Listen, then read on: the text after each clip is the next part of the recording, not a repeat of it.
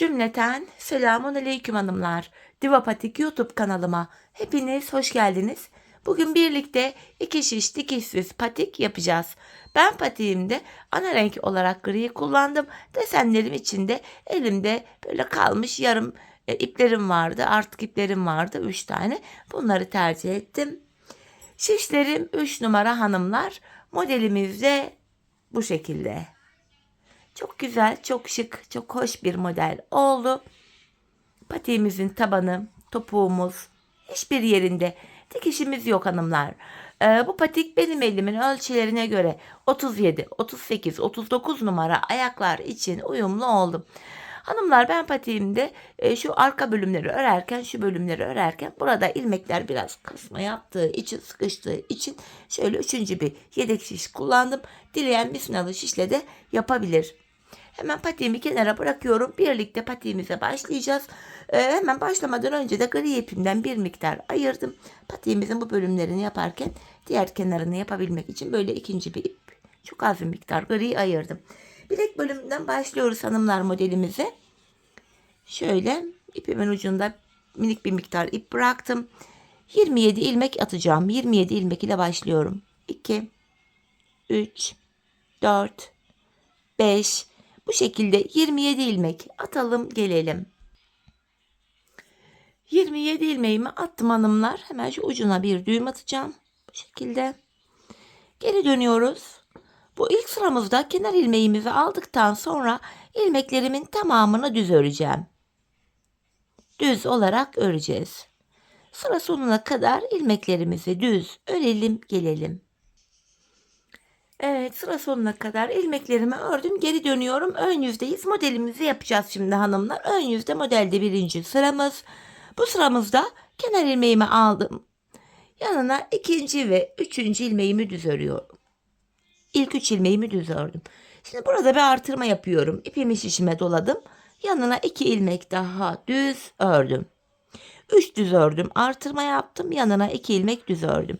Şimdi burada pembe ipimi ekleyeceğim. Buraya hanımlar 7 ilmek pembe öreceğiz. Bu pembeli bölümü haroşa öreceğiz. Ben örgümüzün hem ön hem arka yüzünde düz örgü örerek haroşalarımı yapıyorum. Hemen şuraya ilk 2 ilmeğimi ördükten sonra pembe ipimin ucunu şuraya düğümlüyorum. Bu şekilde. Şimdi buraya 7 tane pembe öreceğim hanımlar. Haroşa yani düz. 3. İpin ucunda gizleyerek getiriyorum. 4, 5, 6, 7 tane pembemi ördüm. Ortada üçlü bir kesim yapıyorum. Bakın şu 3 ilmeğin üçünü bir aldım. Üçünü birden keserek ördüm. Şimdi 7 ilmek daha pembe öreceğim. 1, 2, 3, 4, 5, 6, 7. Şimdi burada hanımlar ortada üçlü kesim yaptık. Şuraya artırma yapmıştık. Şimdi buraya da artırma yapacağız. İlmek sayımız 27 olarak yine devam edecek bu şekilde. 7 tane daha pembemi ördükten sonra diğer ayırdığım gri ipimi ekleyeceğim şimdi buraya. Öncelikle hemen yanına 2 tane gri öreceğim. Şu birinci gri ilmeğim. Bu şekilde bu gri ipimin ucunu da burada pembeme düğümlüyorum hemen. Şöyle. Hemen yanına bir griyi örmüştüm. Bir ilmek daha griyi ördüm. 2 gri oldu. Hemen buraya artırmamı yapıyorum hanımlar. Kalan 3 ilmeğimi normal düz örüyorum. Modelde ön yüzde birinci sıramız bu şekildeydi. Arka yüzde hanımlar yapacağımız işlem şu. Gri ilmeklerin hepsi ters örülüyor. Kenar ilmeğimi alıyorum. Gri ilmeklerimin hepsini ters örüyorum. Artırdığım ilmeğim dahil bu şekilde. Bu pembe haroşa ilmeklerimi de arka yüzde kesme işlemi falan yok. Bu pembe ilmeklerimin tamamını da haroşa yani düz örüyorum. Böyle hepsini düz öreceğim.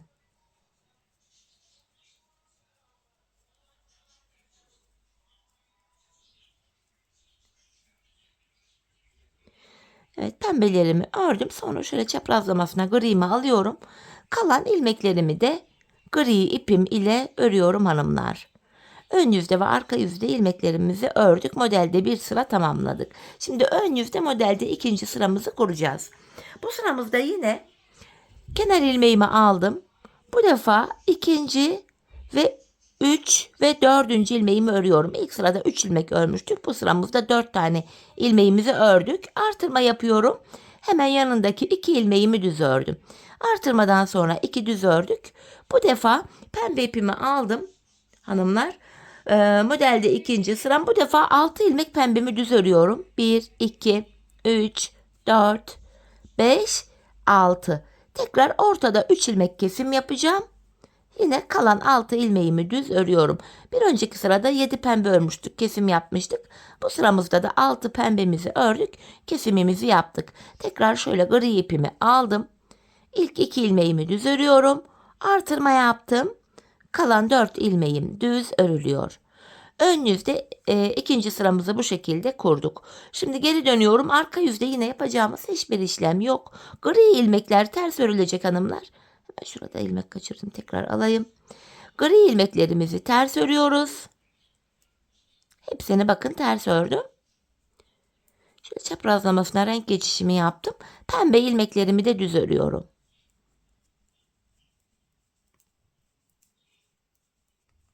Arka yüzde model kurulumu yok. İlmekleri gördüğümüz gibi örüyoruz. Griler ters, diğer pembe ilmeklerim haroşa yani düz.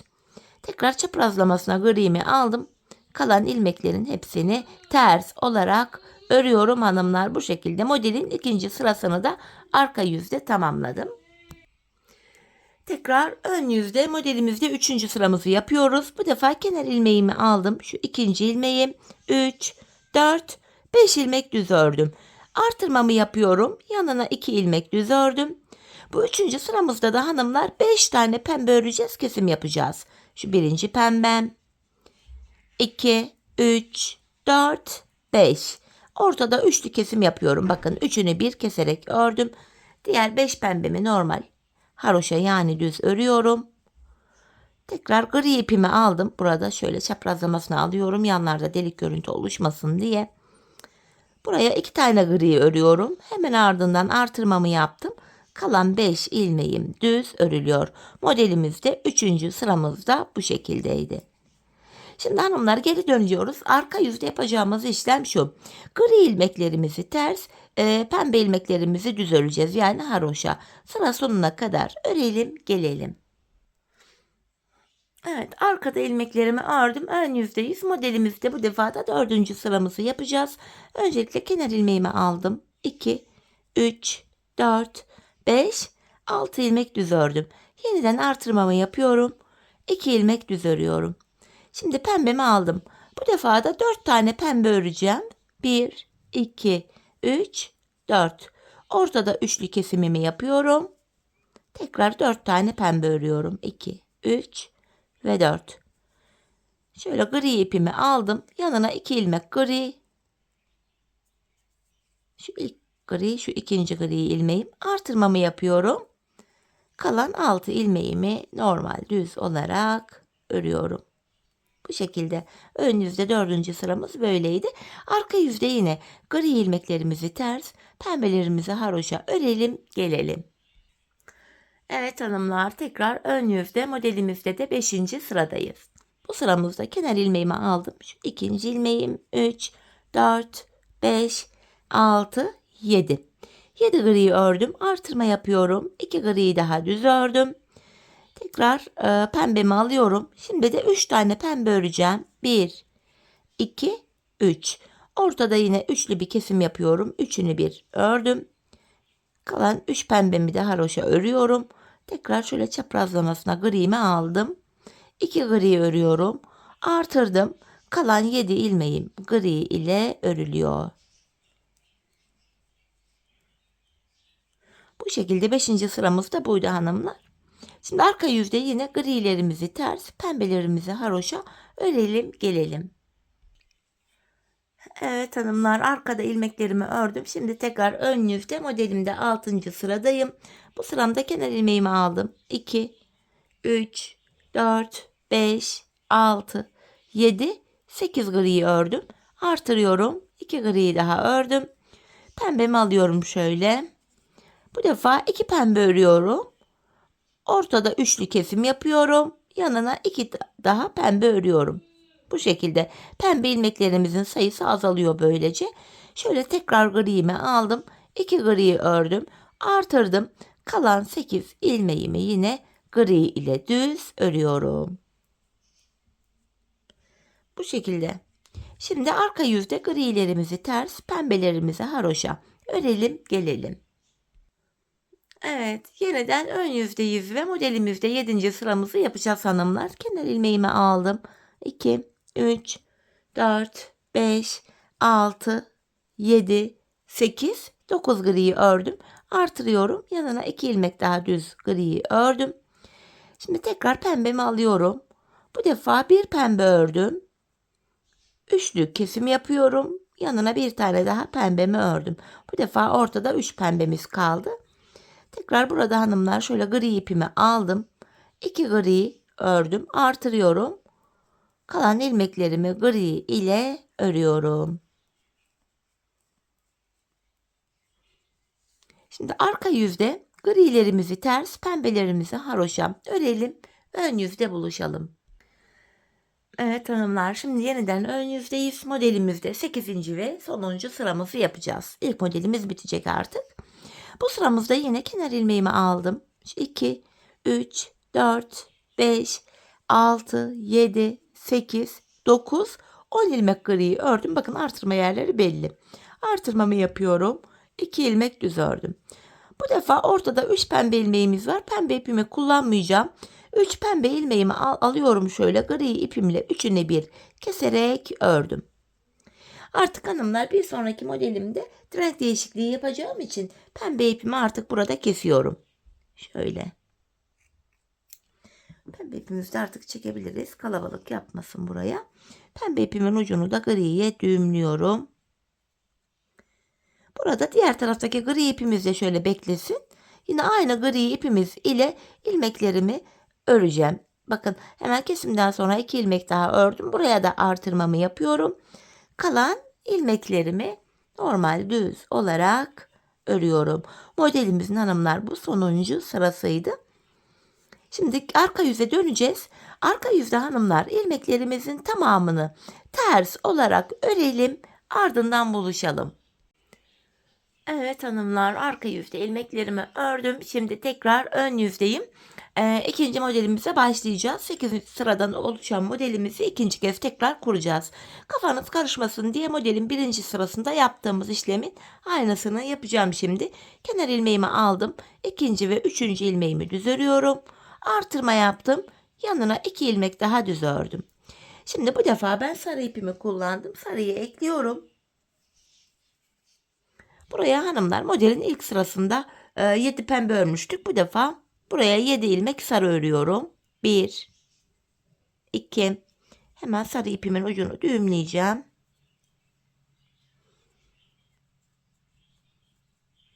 Devam ediyorum. Şu 3. sarı ilmeğim. 4. 5, 6, 7 sarı ördüm. Ortada üçlü kesim yapıyorum. 3 ilmeğin üçüne bir keserek ördüm. Tekrar 7 ilmek daha sarı örüyorum. 3, 4. Alttan şu gri ipimiz vardı hanımlar. Onu da şöyle yaklaştırarak geliyorum. Şu ikinci grup ipimiz. Şu 5. sarım. 6, 7.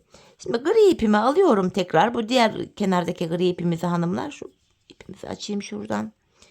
Bakın şu diğer taraftaki gri ipimizi aldım. Buraya 2 gri örüyorum. Artırıyorum. Kalan 3 ilmeğimi yine gri ile örüyorum. Tekrar modelin birinci sırasını kurduk. Arka yüzde yine hanımlar grileri ters öreceğiz. Sarıları haroşa. Ön yüzde tekrar modelin ikinci, üçüncü, dördüncü sırası diye devam edeceğiz. Bu pembeli ile yaptığımız modelin aynısını tekrar sarıya da kuracağız. Burada kafanız karışacak olursa videoyu geri alarak şu ilk pembeli modelin sıralamalarını takip ederek bu sarılı modeli de yapabilirsiniz. Buraya bu ikinci modeli de aynı şekilde 8 sıradan oluşan modeli tekrar edeceğiz. Sonra üçüncü modelimiz beyaza gelecek. Beyazlı bölümde hanımlar kesimler yapacağız. Bu yüzden sarı modeli bitirdikten sonra tekrardan buluşalım. Hem beyazlı modele beraber geçelim hem de kesimlerimize birlikte başlayalım. Evet hanımlar, bu sarılı ikinci modelimi de bitirdim geldim. Şimdi tekrar ön yüzdeyiz. Üçüncü modele başlayacağız. Öncelikle üçüncü modelin ilk sırasını aynı şekil yapıyorum. Kenar ilmeğimi aldım. İkinci ve üçüncü ilmeğimi ördüm. Artırma yapıyorum. Hemen yanına yine 2 ilmek düz ördüm. Şimdi de beyaz ipimi ekleyeceğim. Buraya yine öncelikle 7 beyaz öreceğim. Şu 1, 2. Aynı işlemi yapıyoruz hanımlar. İlk iki modelin ilk sırası gibi. Ben beyaz ipimin ucunu düğümledim. 7 beyazımı örüyorum şimdi. 2 tanesini örmüştüm. Şu üçüncü beyaz ilmeğim. Şu dördüncü beyaz ilmeğim. Şu beşinci, 6, 7 beyazımı ördüm. Tekrar ortada üçlü bir kesim yapıyorum. Yeniden buraya 7 ilmek daha beyaz örüyorum. Bu şekilde 3, 4, 5, 6, 7. Hemen şu alttan gri ipimi de aldım. Yanına 2 tane gri örüyorum. Artırma yapıyorum. Kalan 3 ilmeğimi yine gri. Şimdi geri döneceğiz hanımlar. Arka yüzde yine grileri ters, beyazları haroşa örelim. Ön yüzde buluşalım. Evet hanımlar, arka yüzde ilmeklerimi ördüm. Şimdi ön yüzdeyiz. Burun kesimlerine bu sıramızda başlıyoruz. Kenar ilmeğimi alıyorum. Öndeki 2 ilmeğimi böyle birlikte sola doğru kestim. İlk kesimimi yaptım. Bakın hemen yanına bir ilmek örüyorum. Bakın şurada 2 gri kalana kadar örüyoruz. Artırma yapıyorum. 2 gri ilmeğimi ördüm. Bakın burada 6 tane gri'miz oldu toplam. Tekrardan beyazımı alıyorum. Bu sıramızda da 6 tane beyazımı öreceğim. 1, 2, 3, 4, 5, 6. Ortada yine üçlü kesimimi yapıyorum. Tekrardan 6 tane beyaz örüyorum. Yeniden gri ipimi aldım. Şimdi bu sol kenarda da kesim yapacağız. Öncelikle ilk 2 ilmeğimi ördüm. Artırma yapıyorum. Bir ilmek daha ördüm. Yani son 3 kalana kadar ördük. Burada da sağa doğru kesim yapacağım. Şu ikinci ilmeği ilk ilmeğin önüne getirdim. İkisini bir keserek örüyorum ve kenar ilmeğimi de düz ördüm. Böylece 25 ilmeğimiz kaldı. 2 ilmek eksildi yanlardan. Şimdi arka yüzde yine hanımlar gri ilmeklerimizi ters, beyazlarımızı haroşa örelim gelelim. Evet, arka yüzde ilmeklerimi ördüm. Tekrar ön yüzdeyim. Yine kenar ilmeğimi alıyorum. Öndeki 2 ilmeğimi keserek örüyorum. Sola doğru kesim yaptım. Yanına bir ilmek daha ördüm. 3. Tekrar artırma yapıyorum. 2 ilmeğimi düz ördüm. Bu defa 5 tane beyaz öreceğim. Kesim yapacağım. 1, 2, 3, 4, 5. Ortada üçlü kesimimi de yapıyorum. Yine 5 ilmek daha beyazımı örüyorum. Tekrar şu gri ipimi aldım. 2 gri artırma yapıyorum. Yanına bir ilmek ördüm. Bakın son 3 ilmek kaldı. Tekrar burada sağa doğru kesim yapacağım bu şekilde ve sonuncu ilmeğimi düz örüyorum. 2 ilmek daha eksildi. 23 ilmeğimiz kaldı hanımlar. Şimdi arka yüzde grileri ters, beyazları haroşa örelim gelelim. Evet, tekrar ön yüzdeyiz hanımlar.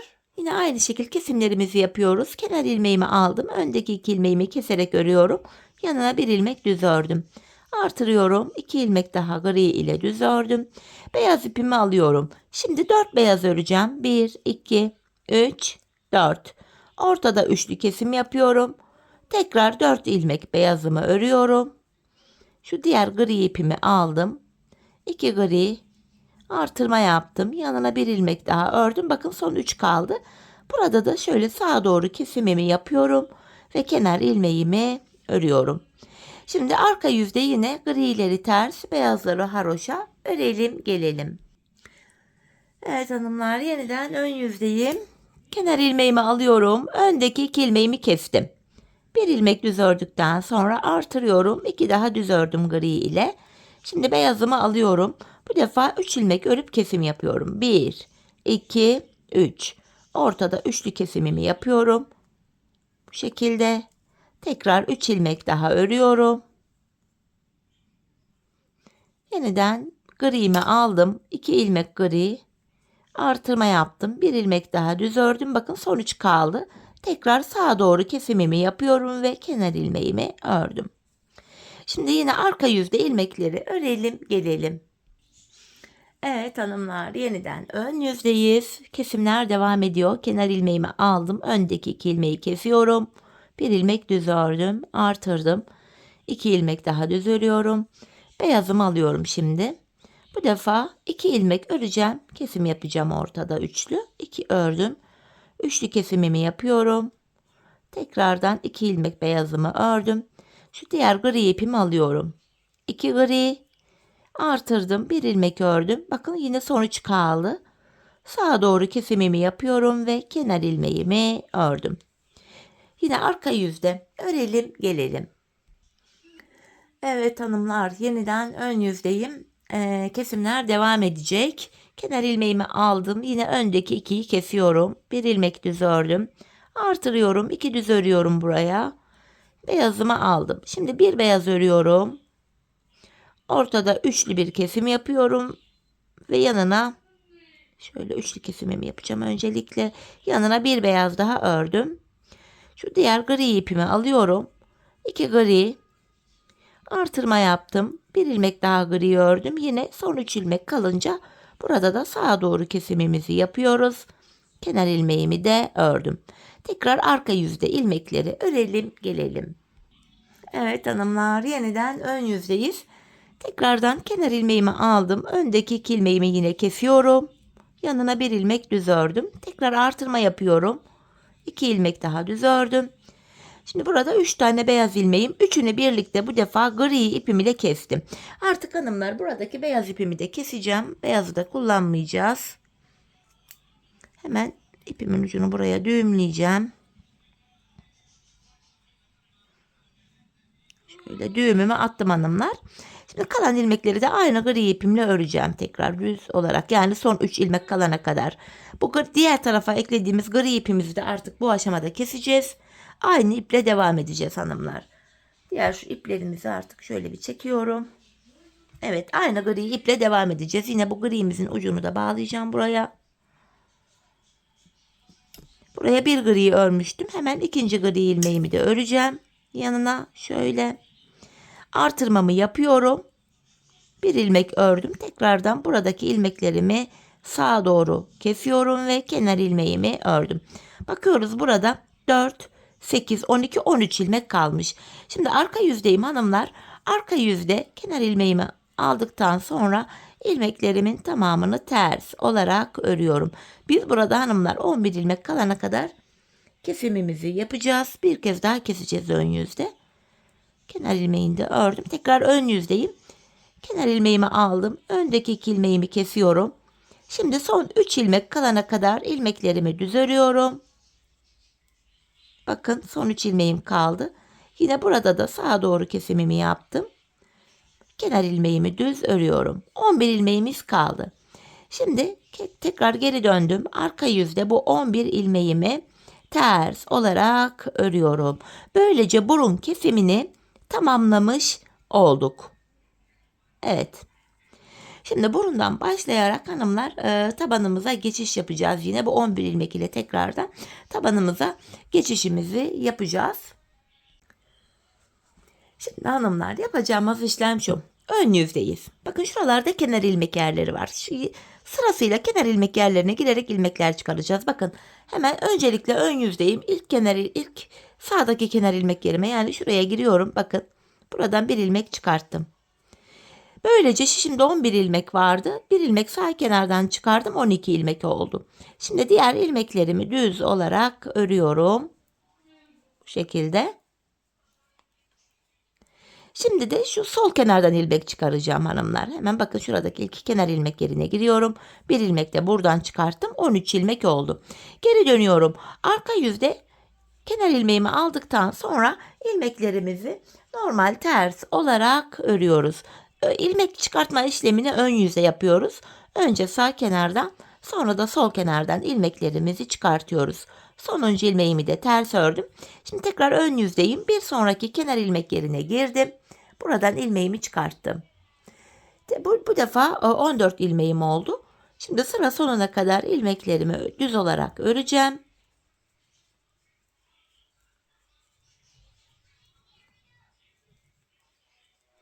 Şimdi de buradaki kenar ilmek yerine girerek bir ilmek de buradan çıkarttım. Böylece 15 ilmeğimiz oldu. Yanlardan ilmek çıkartma işlemini böyle yapıyoruz. Arka yüzde hanımlar geri döneceğiz. İlmekleri ters öreceğiz. Ön yüzde yine sırasıyla kenar ilmek yerlerine girerek ilmekler çıkaracağız. Biz bu ilmek çıkartma işlemine şişimizde 27 ilmek olana kadar devam edeceğiz. Şimdi 27 ilmek olana kadar bu kenarlardan ilmekler çıkartıp gelelim. Evet hanımlar, 27 ilmeğim olana kadar patiğimin burun kısmını tamamladım. 26. ilmeğimi sağ kenardan, 27. yani sonuncu ilmeğimi de bu sol kenardan çıkarttım. Artık 27 ilmek olarak tabanımızı örmeye devam edeceğiz. Şimdi ilmeğimi çıkarttım, geri dönüyorum. Tekrar ilk ilmeğimi örmeden aldım. Tabanımda son 2 ilmek kalana kadar ilmeklerimi ters olarak öreceğim. Artık 27 ilmek ile tabanımızı örmeye devam edeceğiz hanımlar bu bölümde. Bu şekilde ilmeklerimi ters örüyorum. Bakın son 2 ilmek kaldı. Son 2 ilmeğimi arka yüzde olduğum için tersten keserek ördüm. 26 ilmek kaldı. Tekrar geri dönüyorum. Ön yüzde bir sonraki kenar ilmek yerine girerek ilmeğimi çıkarttım. Tekrar 27 ilmeğim oldu. Şimdi ön yüzdeyim. İlmeklerimi düz olarak öreceğim. Son 2 ilmek kalana kadar ilmeklerimi düz öreceğim hanımlar. Ön yüzde düz, arka yüzde ters örüyoruz bu bölümde ilmeklerimizi.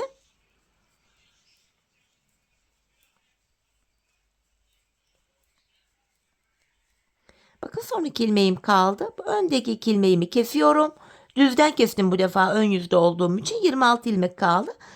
Bir sonraki kenar ilmek yerinden yine buradan da ilmek çıkarttım. Tekrar 27 ilmeğimiz oldu. 27 ilmek ile taban böyle örülüyor. Tekrar kenar ilmeğimi aldım. Arka yüzdeyim. İlmeklerimi ters örüyorum. Hanımlar, eğer arka yüzdeysek son 2 ilmeği tersten kesiyoruz. Ön yüzdeysek de son 2 ilmeği düzden kesiyoruz ve sıradaki kenar ilmek yerinden ilmek çıkartıyoruz. Bu şekilde bakın tekrar son 2 kalana kadar ördüm. Son 2 ilmeğimi tersten kesiyorum. Geri döndüm. Bir sonraki kenar ilmek yerinden ilmek çıkarttım. Şöyle. Tekrar ön yüzdeyim. Yine bu defa da son 2 ilmek kalana kadar öreceğim. Düz olarak. Ön yüzde olduğum için son 2 ilmeğimi de düzden kesim yapacağım ve bir sonraki kenar ilmek yerine girerek ilmek çıkaracağım. Ve 27 ilmek olarak tabanımız bu şekilde yapılacak. Bu şekilde bakın son 2 kaldı. Son 2 ilmeğimi kesiyorum ve bir sonraki kenar ilmek yerinden ilmeğimi çıkarttım. Hanımlar, biz bu şekilde 27 ilmek olarak nereye kadar öreceğiz hemen söyleyeyim. Bakın şu uçta kenar ilmek yerlerimiz var. Bakın hemen yerimiz belli, şu ucumuz. Şurada bakın 1, 2, 3, 4, 5, 6, 7. 7 tane V şeklinde kenar ilmek yeri kalana kadar devam edeceğiz. Burada da yine aynı şekilde 7 tane kenar ilmek yeri kalacak. Yani şuralarda 7.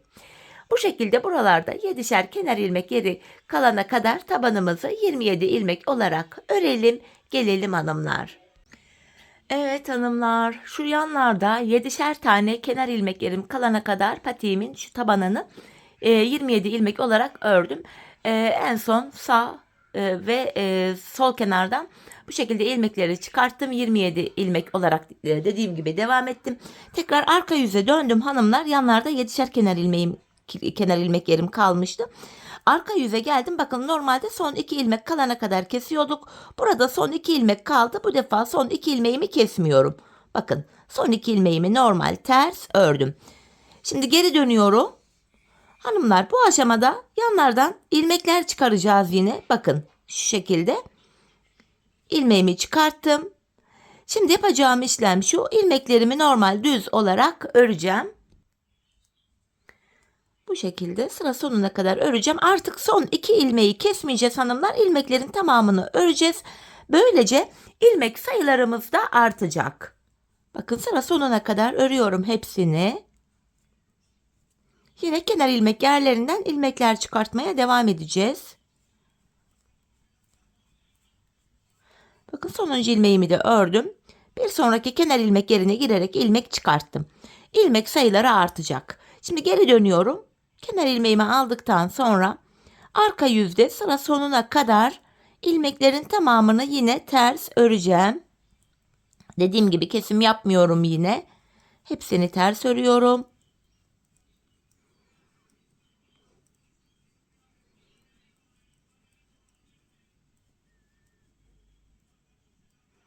Bakın sonuncuyu da yine ters ördüm. Geri dönüyorum.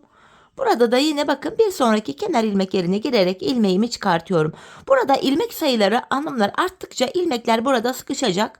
Sıkışık bir görüntü oluşmasın diye videonun başında dediğim gibi buradaki ilmeklerimi iki şişe paylaştıracağım şimdi. Bir kısım ilmeklerimi şöyle örüyorum yarıya kadar ortalama şöyle göz kararı. Bu şekilde örüyorum. Sonra buradaki ilmekleri bu şekilde iki şişe paylaştıracağım. Dediğim gibi bir süre sonra birkaç sıra sonra ilmekler iyice artacak. İlmekler sıkışık hale gelecek. Bu nedenle rahat örebilmek için ilmeklerimi böyle paylaştırdım. Bakın bir sonraki kenar ilmek yerine girerek yine ilmek çıkarttım. Dediğim gibi ilmek sayıları burada devamlı artacak. Yanlardan ilmek çıkartarak gidiyoruz böyle. Hanımlar şişimizde toplamda şu şişimizde toplamda 51 ilmek olana kadar ilmek çıkartmaya devam edeceğiz. Yanlardan şu en son kenar ilmek yerlerine kadar geldikten sonra tekrardan şu üst bölümlerde bakın yine burada da kenar ilmek yerleri var şuralarda. Tekrar buralardan da ilmek çıkartmaya devam edeceğiz ta ki 51 ilmeğimiz olana kadar şu kenar bitince şu üst bölüme geçeceğiz yani. Şuralar bitince üst bölümdeki bakın kenar ilmek yerleri belli. Buralardan yine ilmekler çıkartmaya devam edeceğiz. Şimdi 51 ilmeğimiz olana kadar bu şişimizde toplam 51 ilmeğimiz olana kadar patiğimizin bu taban bölümünü örelim gelelim. Evet hanımlar 51 ilmeğim olana kadar bu yanlardan ilmeklerimi çıkarttım. 50. ilmeğimi sağ kenardan 51. yani sonuncu ilmeğimi de bu şekilde sol kenardan çıkarttım. Şimdi geri döneceğiz. Artık patiğimizin şu arka bölümüne geçiyoruz hanımlar. Bu arka bölümde şu bilek kenarlarına ben 7'şer ilmek haroşa ördüm. Şimdi geri dönüyorum. Burada kenar ilmeğimi örmeden alıyorum. Bu kenar ilmeğim ile birlikte toplam 7 ilmek haroşamı düz örüyorum. Hem ön hem arka yüzde bu kenardaki 7'şer ilmeği düz öreceğiz. 6 ve 7. Diğer ilmeklerimi de arka yüzdeyim ters öreceğim. Ön yüzde düz, arka yüzde ters öreceğiz hanımlar. Bu aralardaki ilmekleri. Bu şekilde ters olarak örüyorum. Gördüğünüz gibi burada ilmek sayıları artınca ilmekler çok sıkışık bir hal aldı. Bu yüzden burada 3 şişe geçiş yaptık mecburen. Dediğim gibi bu bölümde misinalı şişlerle de devam edebilirsiniz. Misinalı 2 şiş ile. Diğer şişime geçtim. Yine buradaki ilmeklerimi de ters olarak örüyorum.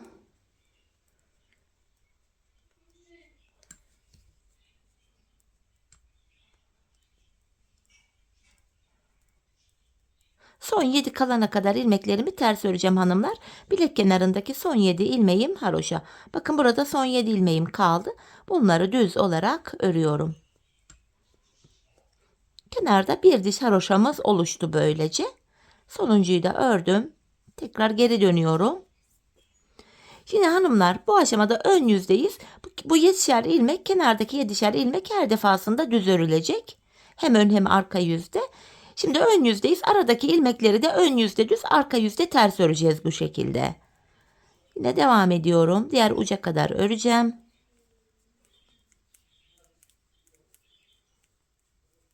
İlk şişimdeki ilmeklerimi ördüm. Şimdi diğer şişime geçiyorum. Burada da yine düz örmeye devam ediyorum ilmeklerimi. Ön yüzdeyim çünkü. Arka bölüm bu şekilde yapılıyor. Bu aradaki ilmekleri ön yüzde düz, arka yüzde ters öreceğiz. Sadece kenarlardaki 7'şer haroşamız haroşa olarak örülecek. Bakın son 7 ilmeğime geldim. Haroşalarımı da yine düz örmeye devam ediyorum. Tekrardan geri döneceğiz hanımlar. Arka yüzde yine aynı şekil kenar ilmeğimi aldım. Kenar ilmeğim ile birlikte toplam 7 ilmek haroşamı düz örüyorum. Şimdi bu aradaki ilmekleri tekrar ters örüyorum. Arka bölüm bundan ibaret. Başka da gösterilecek bir detay, model falan yok.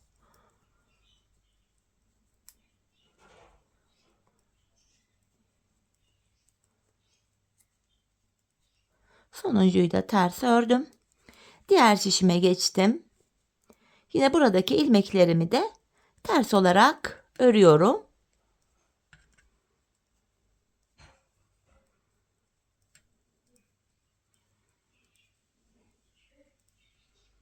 Son 7 kalana kadar ilmeklerimi ters öreceğim. Bakın son 7 ilmeğim haroşa, bunu düz örüyorum. Patiğimizin arkasında yapacağımız işlem bu. Ördükçe zaten bu şişler, burası genişleyecek.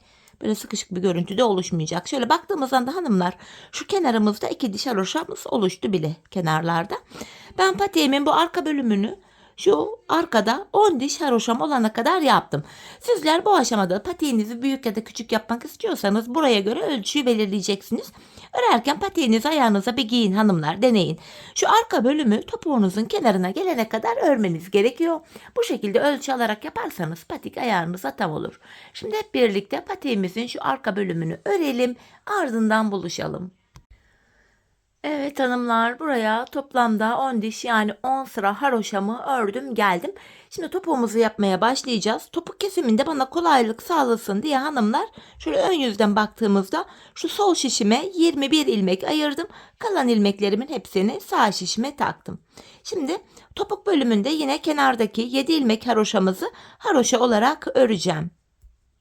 7 haroşam örüyorum öncelikle. Şimdi ön yüzdeyim. İlmeklerimi düz olarak ve sayarak örmeye devam edeceğim. 7 haroşamı örmüştüm.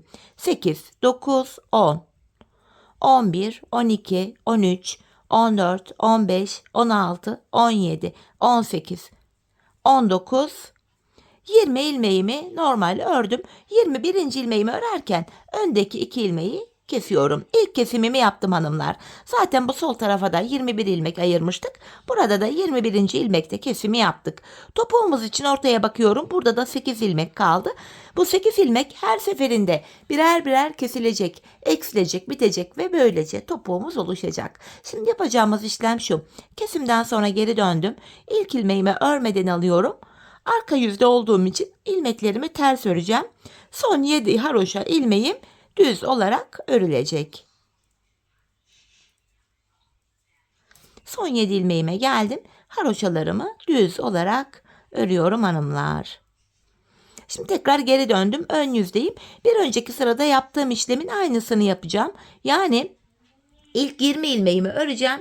21. ilmekte kesimi yapacağım. 7 haroşamı ördüm. 8, 9, 10, 11, 12, 13, 14, 15, 16, 17, 18, 19, 20. 21. ilmeğimi örerken öndekini de alıyorum. İkisini bir kestim. İkinci kesimi yaptık. Bir önceki sırada 8 ilmek vardı. Şimdi bir ilmek eksildi. 7 ilmek kaldı.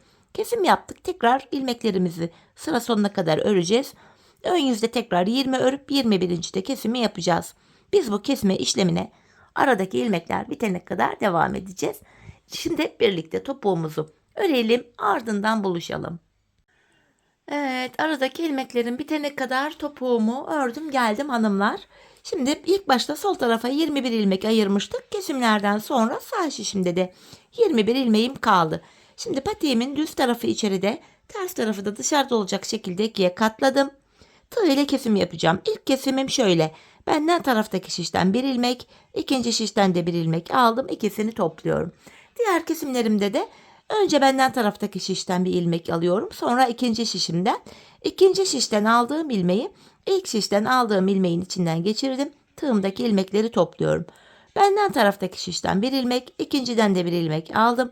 İkinci ilmeği ilkinin içine geçirip tığımdaki ilmekleri topluyorum. Karşılıklı olarak şişlerimizden birer tane ilmek alıyoruz ve ikinci şişten aldığımız ilmeği ilk şişten aldığımız ilmeğin içinden geçiriyoruz. Tığımızdaki ilmeklerimizi topluyoruz. Her iki patiğimizin topuğu da aynı yöne, aynı şekilde kesiliyor. Bu şekilde.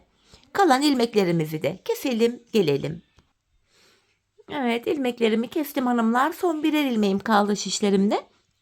Önce benden taraftaki, sonra diğer şişimdeki ilmeğimi tığıma aldım. Tığımdaki 3 ilmeğin üçünü bir topluyorum. 2 tane de zincir çektim ve ipimi kesiyorum. Patiğimizi tamamladık. Hemen ipimizin ucunu gizleyeceğim. Sonra patiğimize bakalım birlikte. Şöyle arkaya tekrar zincir tekniğiyle düğümleyerek ipimin ucunu gizliyorum. Bu şekilde. Bakın hanımlar, topuğumuz şöyle. Ayağı giyince zaten şöyle duruyor. İzi bile belli değil. Çok temiz, düzgün bir görüntüsü var. Evet. Patiğimiz görüntü itibariyle bu şekilde hanımlar. Hemen manken ayağıma giydireceğim. Bir de modelimizin ayaktaki duruşuna da bakalım. Çok güzel, çok şık, çok hoş bir model oldu. Ben çok beğenerek, çok severek yaptım modelimi. Umarım sizler de benimle birlikte beğenerek, severek yaparsınız. Yapacak olanlara da şimdiden kolay gelsin diyorum. Evet hanımlar, patiğimizin ayaktaki duruşunu hemen gösteriyorum. İşte bu şekilde. Çok şık, güzel, zarif bir model oldu. Bakın desenimiz bu şekilde. Çeyiz içinde oldukça uygun. Tabanımız gördüğünüz gibi, topuğumuz. Evet hanımlar, yine birlikte güzel bir modelin daha sonuna geldik. Umarım sizlere faydalı, hoş bir video olmuştur. Yeni modellerde, yeni videolarda buluşmak dileğiyle. Şimdilik hoşça kalın, sağlıcakla kalın.